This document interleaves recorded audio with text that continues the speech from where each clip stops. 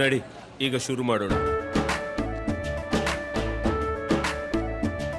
ಕೇಸರಿಯಿಂದ ಮನೋಲ್ಲಾಸ ಮನಸ್ಸು ಮತ್ತೇರಿ ಕುಣಿದಾಡಿದೆ ನೋಡು, ಮನಸ್ಸು ಮತ್ತೇರಿ ಕುಣಿದಾಡಿದೆ ನೋಡು.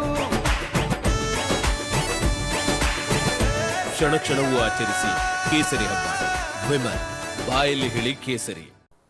ಅದು ನೋಡ್ರಿ ಯಾವ ರೀತಿ ಮೆಸೇಜ್ ಕೊಡ್ತಾ ಅನ್ನೋದಲ್ಲ, ಯಾರು ಸಹಿಸಲಾರ್ದಂಥದ್ದು. ಅದು ಯಾವ ರೀತಿ ಮೆಸೇಜ್ ಕೊಡ್ತದ ಅದು ಸೆಕೆಂಡ್ರಿ. ಅದು ಒಂಥರ ಅದು ಏನು ಅನ್ನೋದೇ ಗೊತ್ತಾ. ಯಾಕಂದ್ರೆ ನಾನು ವಿಡಿಯೋನೂ ನೋಡಿಲ್ಲ, ಈ ಭಾಗದಾಗ ಅಷ್ಟು ಅದನ್ನು ಸದ್ದನೂ ಮಾಡಿಲ್ಲ. ನಮ್ಮ ಜನರಿಗೆ ಅದ್ರ ಬಗ್ಗೆ ಯಾರೂ ತಲೆನೂ ಕೆಡಿಸಂಗಿಲ್ಲ. ಅಂದ್ರೆ ಆ ವಿಷಯನೇ ನಮ್ಮ ಜನರಿಗೆ ಮುಟ್ಟ ಬೆಂಗಳೂರು ಮಾಧ್ಯಮದಲ್ಲೇ ನಾವೆಲ್ಲ ನೋಡ್ತಿದ್ವಿ. ಬಟ್ ಅದು ಯಾರೇ ಮಾಡಲಿ, ಪ್ರಜ್ವಲ್ ರೇವಣ್ಣ ಅಂತಲ್ಲ, ಯಾರೇ ಮಾಡಿದ್ರು ಸಾಮಾನ್ಯ ಮನುಷ್ಯರು ಮಾಡೋಕೆ ಒಂದು ಅದ. ಯಾರು ಮಾಡಿದ್ರು ಒಂದು ಸ್ಯಾಡಿಸ್ಟ್ ಇರಬೇಕು, ರೋಗಿಸ್ಟ್ ಇರ್ಬೋದು, ಏನಾರ ಇರ್ಬೋದು. ಅದ್ರ ಬಗ್ಗೆ ನಾವು ಈಗ ಏನು ಮಾತಾಡೋಕ್ಕೂ ಬರಲಾರ್ದಂಥ ಪರಿಸ್ಥಿತಿ ಆಗಿದೆ. ಯಾಕಂದ್ರೆ ಅದ್ರ ಬಗ್ಗೆ ನಮ್ಗೆ ಏನೂ ಗೊತ್ತಿಲ್ಲ. ಬಟ್ ಯಾರು ಮಾಡಿದ್ರು ತಪ್ಪೇ. ಅದಕ್ಕೆ ಅವ್ರು ಮುಖ್ಯಮಂತ್ರಿ ಇದ್ದಾರೆ, ಅವ್ರ ಸರ್ಕಾರ ಇದೆ, ಅವ್ರಿಗೆ ಏನಾದ್ರು ಎನ್ಕ್ವೈರಿ ಮಾಡಲಿ, ಆ್ಯಕ್ಷನ್ ತೊಗೊಳ್ಳಿ. ಅದಕ್ಕೆ ಯಾರು ಬೇಡ ಅಂತ ಪದೇ ಡಿ ಕೆ ಶಿವಕುಮಾರ್ ಹೆಸರು ಕೇಳ್ತಾರೆ. ಲಾಸ್ಟ್ ಟೈಮ್ ಅವ್ರ ಹೆಸರು ಕೇಳಲ್ಲ. ಡಿ ಕೆ ಶಿವಕುಮಾರಣ್ಣ ಅದಂಥದ್ದೊಂದು ಯೂನಿವರ್ಸಿಟಿನೇ ತೆಗೆದುಬಿಟ್ಟ. ಅವ್ರು ಯಾರ್ಯಾರಿಗೆ ಆತ ಒಂದರ ಥರ 24 hours ಪಾಲಿಟಿಕ್ಸ್ ಮಾಡೋಂಥವ್ರು. ಅವರು ತಮ್ಮ ಎದುರಾಳಿಗಳಿಗೆ ಯಾವಾಗ ಹೆಂಗೆ ಬಗ್ಗೆ ಬಿಡಬೇಕು, ಯಾವ ಅಸ್ತ್ರ ಬಿಡಬೇಕು, ಯಾವ ಆ್ಯಂಗಲ್ನೇ ಬಗ್ಗೆ ಬಿಡಬೇಕು ಎಲ್ಲನೂ ಗೊತ್ತವರಿಗೆ. ಅವೆಲ್ಲ ಅಸ್ತ್ರ ಉಪಯೋಗಿಸ್ತಾರೆ. ಕೆಲವೊಬ್ರಿಗೆ ಬೆದರ್ಸ ಅಸ್ತ್ರ ಉಪಯೋಗಿಸ್ತಾರೆ, ಕೆಲವೊಬ್ರಿಗೆ CD ಅಸ್ತ್ರ ಉಪಯೋಗಿಸ್ತಾರೆ, ಕೆಲವ್ರಿಗೆ ಏನೇನು ಬೇಕಾದ್ರೂ ಉಪಯೋಗಿಸ್ತಾರೆ. ಅವ್ರ ಟೈಮ್ ಬಂದಾಗ ಅವ್ರು ಯಾರ್ಯಾರಿಗೆ ಎದುರಾಳಿಗೆ ಏನು ಕೊಡ್ಬೇಕು ಅವ್ರು ಕೊಡ್ತಾರೆ. ಚುನಾವಣೆ ಗಿಮಿಕ್ಕಾಗಿ ಇದನ್ನು ಮಾಡಿದ್ರು ನೋಡ್ರಿ. ನಾವು ನಿಮ್ಮ ಮಾಧ್ಯಮದಲ್ಲೇ ನೋಡಿದ್ದೇವೆ. 1 ವರ್ಷ 2 ವರ್ಷ ಹಿಂದೆ ನಮಗೆ ಗೊತ್ತಿತ್ತಂತ ಯಾರೋ ಡ್ರೈವರೋ ಏನೋ ಹೇಳ್ತಿದ್ದ. ಮತ್ತು ಅವಾಗ ಗೊತ್ತಿದ್ದಾಗ ಅವಾಗ ಯಾಕೆ ರಿಲೀಸ್ ಮಾಡಲಿಲ್ಲ?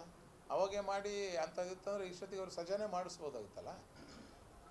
ಅಂದರೆ ಇವರಿಗೆ ಯಾರು ಆ ತಪ್ಪು ಮಾಡಿರೋ ಆ ತಪ್ಪಕ್ಕಿಂತ ಹೆಚ್ಚು ರಾಜಕೀಯನೇ ಮುಖ್ಯ. ಅಪರಾಧಿಗೆ ಶಿಕ್ಷೆ ಆಗೋಕ್ಕಿಂತ ಮುಂಚೆ ರಾಜಕೀಯ ಲಾಭ ಆಗಬೇಕು. ಅದನ್ನು ಕಾಯ್ಕೊಂತ 2-3 ದಿನ ವೋಟಿಂಗ್ ಇದ್ದಾಗ ಬಿಟ್ಟು ಜನರ ಇದು ಸರಿಯಲ್ಲ. ನಿಮ್ಮ ಕೈಯಾಗ ಮೊದಲೇ ಬಂದಿತ್ತಾ, ತಕ್ಷಣವೇ ಆ್ಯಕ್ಷನ್ ತೊಗೊಂಡು ಅವ್ರಿಗೆ ಯಾರು ತಪ್ಪು ಮಾಡಿದವ್ರಿಗೆ ಸಜಾ ಆಗಿತ್ತಂದ್ರೆ ಅದು ಒಂದು ಡಿಫ್ರೆಂಟ್ ಮೆಸೇಜ್ ಹೋಗ್ತಿತ್ತು. 5 ವರ್ಷದಿಂದಲೇ ಇದು ಪ್ರಕರಣ ನಡೆದಿದೆ. ಅವಾಗ ಜೋಡೆತ್ತುಗಳ ಕುಮಾರಸ್ವಾಮಿ ಇದೆ, ಡಿ ಕೆ ಶಿವಕುಮಾರ್ ಅವರು ಜೋಡೆತ್ತುಗಳಾಗಿ ಪ್ರಜ್ವಲ್ ರೇವಣ್ಣ ಅವರು ಗೆಲ್ಸಿದ್ರು.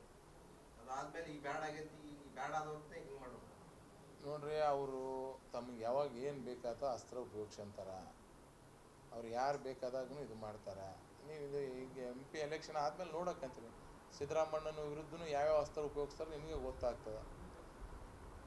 ಈಗ ಪ್ರಜ್ವಲ್ ರೇವಣ್ಣ ಅವ್ರ ವಿರುದ್ಧ ಉಪಯೋಗಿಸ್ಯಾರ, ರಮೇಶ್ ಜಾರಕಿಹೊಳಿ ಅಣ್ಣವನ ವಿರುದ್ಧ ಉಪಯೋಗಿಸ್ಯಾರ, ಮುಂದೆ ಸಿದ್ದರಾಮಣ್ಣನ ವಿರುದ್ಧನೂ ಉಪಯೋಗಿಸ್ತಾರೆ. ನೀವು ನೋಡ್ರಿ. ಚುನಾವಣೆ ಆದ್ಮೇಲೆ ಇವ್ರ ಬಣ್ಣ ಬಯಲಾಗತ್ತೆ.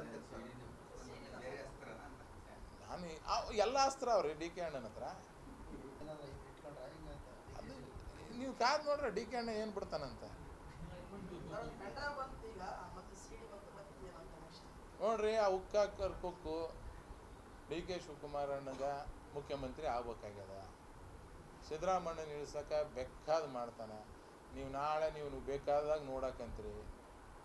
ಬೇಕಾದ್ರೆ ಯಾರು ಯತೀಂದ್ರ ಸಿದ್ದರಾಮಯ್ಯ ವಿರುದ್ಧ ಯಾವ್ದಾರು ಒಂದು ಕರಪ್ಷನ್ ಆರೋಪ ಮಾಡ್ಯಾರ CD ಬಿಡ್ತಾರೆ. ಇಲ್ಲ ನಿಮ್ದು ಯಾವ್ದಾರ ಮಾಡಿ ಒಟ್ಟ ಸಿದ್ದರಾಮಣ್ಣನಿಗೆ ಕೂತು ರಾಜುಗೌಡನಲ್ಲ, BJPನಲ್ಲ, ಡಿ ಕೆ ಶಿವಕುಮಾರ್ ಅವರೇ ಕೂತು.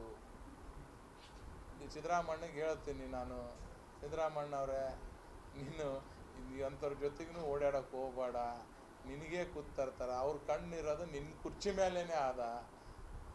ಪಾಪ ಗೊತ್ತಿಲ್ಲದ ಕರ್ಕೊಂಡು ಅವ್ರಿಗೂ ಗೊತ್ತು ಅನಿವಾರ್ಯ. ಮೇಲೆ ಅವ್ರು ಬಿಡಲ್ ಹೋಗ್ಯಾರ. ಮೊನ್ನೆ ರಾಹುಲ್ ಗಾಂಧಿ ಬಂದಾಗ ಏನು ಹೇಳಿದರು?